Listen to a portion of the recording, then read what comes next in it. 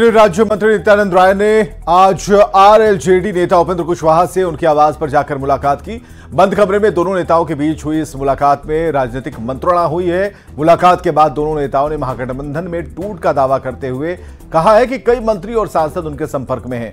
केंद्रीय गृह राज्य मंत्री नित्यानंद राय और उपेंद्र कुशवाहा दोनों ने दावा किया कि बिहार में एनडीए 40 की 40 सीटों पर चुनाव जीतेगी, ये तय है। रूप में हमारी पार्टी भी शामिल है और भारतीय जनता पार्टी के बड़े नेताओं में से एक नित्यानंद राय जी हैं और चुनाव नजदीक आ रहा है तो स्वाभाविक रूप से बैठे हैं तो कुछ तो इस विषय पर भी चर्चा हुई है।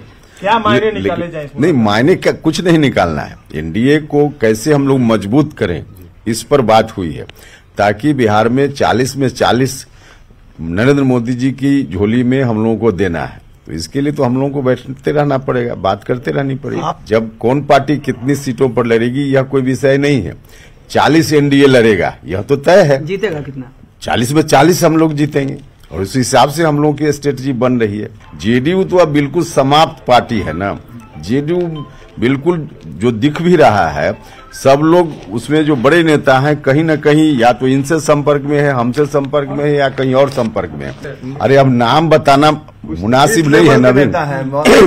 आप हैं, एमपी हैं, क्या है भाई? उसमें बहुत सारे मंत्री भी हैं बिहार में, मेंबर पार्लियामेंट लोग भी हैं। अब इससे बड़े नेता की बात अब नाम कहिएगा सीधे तो बताना मुश्किल। टूट तय है।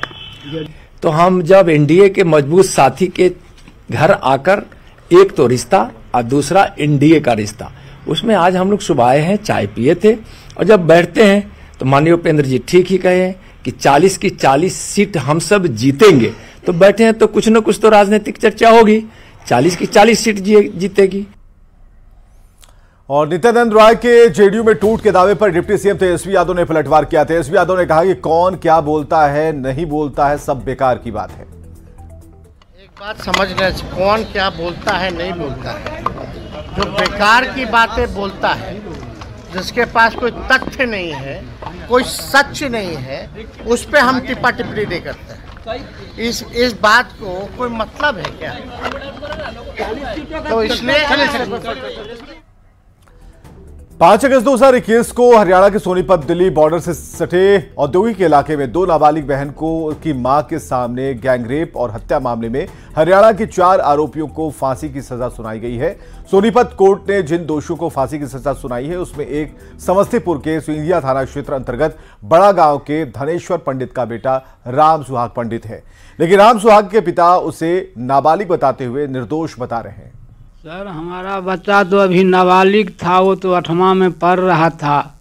यहाँ पे जो है सर्टिफिकेट हम सब ले गए, लेकिन वकील साहब वहाँ जो है उसको सही ढंग से नहीं देखा।